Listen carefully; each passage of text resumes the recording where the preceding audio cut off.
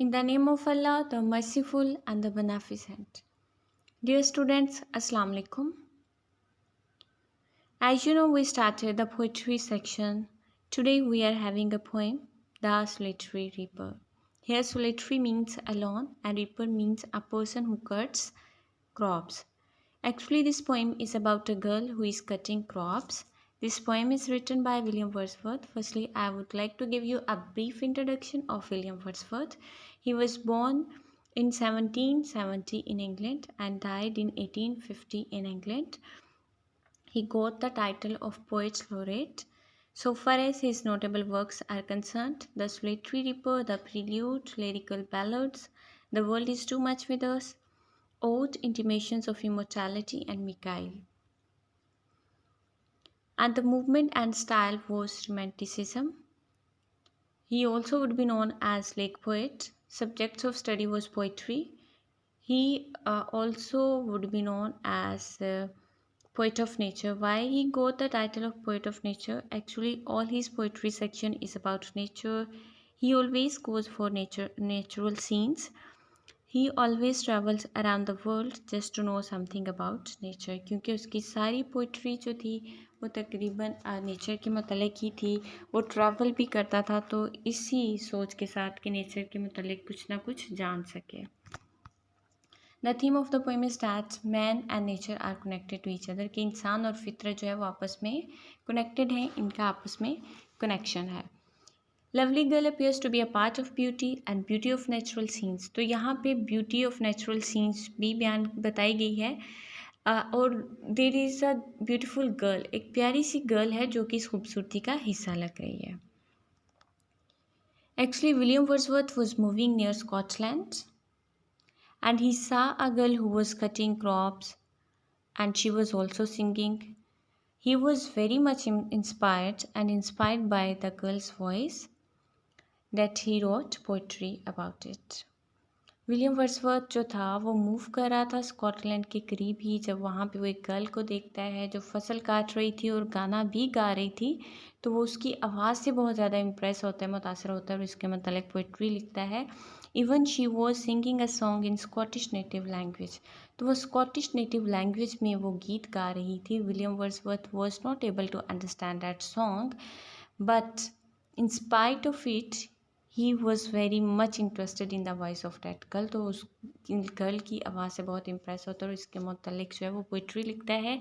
Okay girls, now we will see the textural lines with the beautiful scenes here, so listen carefully. Here you can see the girl who is cutting crops, behold her, इसको देखो, single in the field, फसल में अकेली है। Yon solitary highland lace, वो Scotland की तनहा लड़की। Ripping and singing by herself, जो फसल काट रही है और गुनगुना भी रही है। स्टॉप हियर अ जेंटली पास, तो यहाँ पे वर्ड्सवर्थ जो है साथ गुजरने वालों को कह रहा है या तो रुक के सुनो या फिर आराम से गुजर जाओ। There is no need to disturb the girl. Alone she cuts and binds the grain, वो अकेली ही काट रही है और अनाज को गट्ठू में बांधती है। एंड सिंग्स अ मेलैंकली स्ट्रेन, और उदास लहजे में गीत गाती है। She is singing a song in a sad way, she is singing a sad song.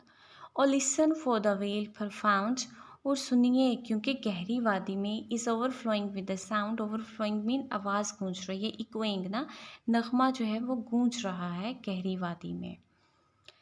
That song which is sung by the girl. No nightingale did ever chant, इतना खूबसूरत गाना जो है वो किसी बुलबुल ने भी नहीं गाया होगा। More welcome notes to weary bands, किसी थके मांदे ग्रोहों को वेलकम करने के लिए। Of travelers in some shady haunt, मुसाफिरों को जो किसी सायेदार जगह पे रुकते हैं। Among Arabian sands, अरब के रेगिस्तानों में जो ट्रैवलर्स रुकते हैं। A voice so thrilling never was heard, इतनी दिलकश, इतनी प्यारी आवाज़ कभी नहीं सुनी होगी। इन spring time from the Kuku bird, even के मौसम बहार में कोयल परिंदे की भी इतनी प्यारी आवाज़ नहीं होती। Breaking the silence of the seas, जो समुद्रों का सकूत तोड़ रही हो। And among the farthest Hebrides, और दूर हैब्रिडेज नामी जजीरों के दरमियान। Will no one tell me what she sings, मुझे कोई नहीं बताएगा कि वो क्या गा रही है। Perhaps the plaintive numbers flow, शायद कोई उदास अशार जो है वो कह रही है। For all unhappy for of things, कोई पुराने नाखुश या फिर दूर दराज चीज़ों के बारे में। एंड बैटल्स लॉन्ग अगो, उन जंगों के बारे में जो बहुत पहले हो चुकी हैं। Or is it some more humbly, या फिर ये कोई ज़्यादा ही आम सा गीत है। फैमिलियर मैटर ऑफ टुडे, जो कि हमारे आम ही किसी आम मामले के बारे में हो। Some natural sorrow, loss or pain, कोई फितरी गम, नुकसान या तकलीफ़ की कहानी हो। That has been and may be gain, जो वाक़या हो या फिर मुमकिन है कि वाक़या हो चुका हो या दोबारा हो। मे बी अगेन, या दोबारा वाक़या हो। वटेवर द थीम, और उसका मौजू कोई भी हो, टॉपिक उसका कोई भी हो। द मैडन सैंग, और वो नो मर गर्ल जो कि गीत गा रही है। As if her song could have no ending, ऐसे लगता है कि इसका गीत कभी ख़त्म ना होगा। I saw her singing at her work, मैंने उसे काम करते हुए गाते देखा। And over the sickle bending, और वो अपनी दरांती पर झुकी हुई थी। I listened motionless and still, मैं वहाँ पे खामोश होके, मैंने मूव नहीं किया, वहाँ पे खामोश होके सुना। And as I mounted up the hill, और पहाड़ों पर चढ़ते हुए, जब मैं पहाड़ी पर चढ़ रहा था। The music in my heart I bore, और वो गीत जो कि मेरे दिल में ही मतलब ये कि जगह पा गया। And long after it was heard no more, और बहुत काफ़ी अर्सा गुजर गया, काफ़ी देर बाद भी, जबकि वो गीत मज़ीद सुनाई नहीं दे रहा। Here the writer has described all of the scenes which are presented by William Wordsworth. The scene through which William Wordsworth was very impressed, and he was very much impressed by the girl who was cutting the crops and who was singing there. Now, okay, now we will see the next one. Okay, students, now here's the vocab of first stanza. जो difficult words हैं उनके आपने meanings देख लेने हैं। behold mean look, yawn less mean girl, reaping mean cutting, melancholy mean very sad, strain mean melody, वो tone भी हो सकती है, सॉन्ग भी कह सकते हैं हम। wheel मीन वेली, वादी को कहते हैं। तो reaping मीन होता है cutting. Okay, now we will see here the vocab of second stanza. You have to remember it. Nightingale, name of a bird, एक परिंदे का नेम है। Chant means sing, गाना। And here Hebrides mean island of the west coast of Scotland. Island का name है, Scotland का है। And farthest mean most distant in space or time, जो कि बहुत दूर हो। Okay, vocab of third stanza here. Perhaps mean might be, शायद. And plenty mean number of things, बहुत सी चीज़ें. Far off mean very far in time or space, दूर होना. And humble lay mean song. And humble lay mean in a common way, या फिर बहुत ही आम. Okay, vocab of fourth stanza is that maiden mean young girl, sickle mean a tool which has a blade to cut, ऐसा tool जिससे cutting की जा सके, उसको हम उर्दू में दरांती भी बोलते हैं। Mounted mean a high heel climbed, के पहाड़ी पर चढ़ना। बोअर टू मेक स्पेस, के जगह बना लेना। लाइक जब विलियम वर्ड्सवर्थ लास्ट में वो कहते हैं कि मेरे दिल में उस गीत ने जगह बना ली। So this was the text of the poem which we have discussed here. Again you can see the scenes of here. Behold her single in the field. यहाँ पे विलियम वर्ड्सवर्थ जो है वो ऐसे शो करा रहा है कि कुछ लोग हैं जो उसके साथ से या गुजर रहे हैं या उसके साथ है, जिनको वो कहते हैं देखो वो अकेली फसल काट रही है, वो अकेली जो कि फसल में है।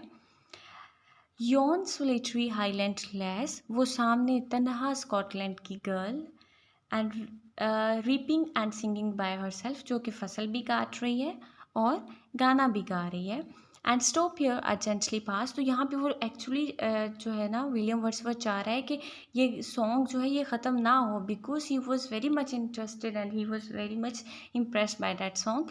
तो इसलिए वो कहते हैं कि यहाँ से गुजरने वाले जो लोग हैं कि या तो आराम से रुक जाओ और सॉन्ग सुनो, अर्जेंटली पास, या फिर आहिस्तगी से गुजर जाओ। There is no need to disturb the song of that girl alone she cuts and binds the grain. तो वो वहाँ पे ऑब्जर्व कर रहा है कि वो कैसे अकेली ही फसल को काट भी रही है और उसको बाइंड भी कर रही है, उस गले को जो है वो बांधती भी है। And sings a melancholy strain. Strain का मतलब टोन और सॉन्ग होता है, और वो उदास लहजे में गीत गा रही है। Actually here William Wordsworth was not able to understand the song. अब वो इस काबिल नहीं है कि स्कॉटिश नेटिव लैंग्वेज को अंडरस्टैंड कर सके, but in spite of it वो अंदाज़ा लगा रहा है, ऐसे लग रहा है कि कोई वो सैड सॉन्ग जो है वो गा रही है। और लिसन फॉर द वेल परफाउंड, और वो कहते हैं वो सुनिए, और वो जो गहरी वादी में no okay here one line is missing. तो वहाँ पे वो कहते हैं कि गहरी वादी में जो है उसकी इको, उसकी आवाज़ जो है वो गूंज रही है, और इतना खूबसूरत वो सॉन्ग है। No nightingale did ever chant. हो सकता है कि किसी बुलबुल ने भी ऐसे खूबसूरत गीत नहीं गाए होंगे। नाइटिंगेल जो है वो फेमस बर्ड है कि खूबसूरत आवाज़ की वजह से, बट यहाँ पे राइटर कह रहे हैं कि उससे भी ज़्यादा खूबसूरत आवाज़ है, वो कंपैरिजन कर रहा है ना। More welcome notes to weary bands of traveller, और वो नगमा जो बुलबुल ने कभी गाया होगा इस्तकबाल के लिए उन थके मांदे ग्रोहों के लिए, उन मुसाफिरों के लोगों के लिए, इन सम शैडी हॉन्ट, जो कि किसी सायादार जगह पे रुकते हैं या फिर वो स्टे करते हैं, अमंग अरेबियन सैंड्स, जो अरब के रेगिस्तानों में पाई जाती है। तो वहाँ पे बुलबुल जो गाना गाती हैं उनको वेलकम करने के लिए, वो भी इतना खूबसूरत नहीं होगा जितना ये गर्ल जो है इसका गाना खूबसूरत है। A voice so thrilling never was heard. इतनी खूबसूरत आवाज़ जो कि पहले कभी ना सुनी गई। In the spring time from the Kuku bird, even कि बाहर का मौसम हो और कुकू बर्ड जो है वो सिंग करती है, तो बहुत खूबसूरत जो है उसकी आवाज़ होती है। लेकिन इस गर्ल की आवाज़ जो है उससे भी ज़्यादा खूबसूरत है। Here the William Wordsworth compares the voice of the girl with the voice of birds. Breaking the silence of the seas among the farthest Hebrides, okay, जो समुद्रों की जो खामोशी है ना उसको भी तोड़ रही है, और हैब्रिडेज जो कि जजीरों के दरमियान एक जगह है, वहाँ की भी खामोशी को तो ख़त्म कर रही है। Will no one tell me what she sings. तो यहाँ पे राइटर कह रहे हैं कि मुझे कोई नहीं बताएगा कि वो क्या गा रही है। Now the writer asked from his fellows, can someone tell me what is she singing here? Perhaps the plaintive numbers flow. तो कहता है कि ऐसे लग रहा है कि वो बहुत सारे अशार कह रही है, बहुत सारे, जैसे कि बहुत सी बातें वो कह रही हैं। मतलब बहुत सारे उदास अशार जो है वो कह रही है। यहाँ पे टोन जो है उसका अंदाज़ा खुद ही राइटर खुद से लगा रहा है कि उसकी सैड टोन है। For all unhappy for of things and battles long ago. शायद वो बहुत पहले की पुरानी कोई बात कर रही हो, नाखुश, या फिर जो है बहुत पहले जो है कोई बैटल हुई हो, कोई जंग वगैरह हुई हो, या दूर दराज की चीज़ों के बारे में ये सॉन्ग हो।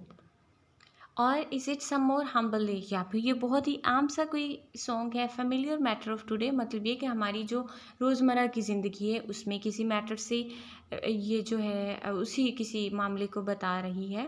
एंड सम नेचुरल सोरो, या हो सकता है कि कोई फितरी गम के मुतल्लिक जो है ये सॉन्ग वो गा रही है। आलोस आर पेन, जिसमें क्या हुआ हो, नुकसान या तकलीफ़ की बात हो। That has been and may be again, शायद वो नुकसान या तकलीफ़ की बात वाक़या हो चुकी हो, एंड मे बी अगेन, या फिर वो मुमकिन है कि दोबारा हो ऐसा।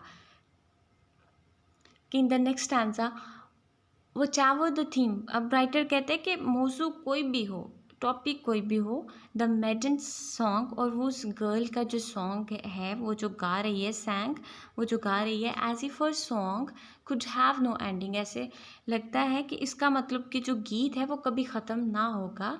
आई saw her singing at her work, मैंने उसे काम करते हुए और गाते हुए देखा। And over the sickle bending, sickle जो है ना ये ऐसे टूल का नेम है which has blade to cut, ना जिसका ब्लेड होता है कटिंग करने के लिए ना, दरांती भी इसको बोलते हैं, बेंडिंग, और मैंने वो उसे अपनी दरांती पर झुके हुए देखा। आई लिसन्ड मोशनलेस एंड स्टिल, मैंने उसे सुना और मैंने मूव ना किया, मैं वहाँ पे ठहरा और मैं उसे सुनता रहा। And as I mounted up the hill, और जब मैं पहाड़ी पर चढ़ रहा था, mounted me climbing up the music in my heart I bore, और वो जो म्यूज़िक था, वो जो गाना था, वो मेरे दिल में जगह बना चुका था। Long after it was heard no more, काफ़ी देर बाद तक भी, जबकि वो गीत मज़ीद सुनाई नहीं दे रहा था। मतलब ये कि वो ऐसा सॉन्ग है, वो मेरे दिल में जगह पा के वो मुझे इतना अच्छा लगा, इवन कि वो सॉन्ग की आवाज़ तो नहीं आ रही थी, लेकिन फिर भी मेरे दिल में उसकी आवाज़ थी। सो फar as important questions are concerned, we will discuss about it.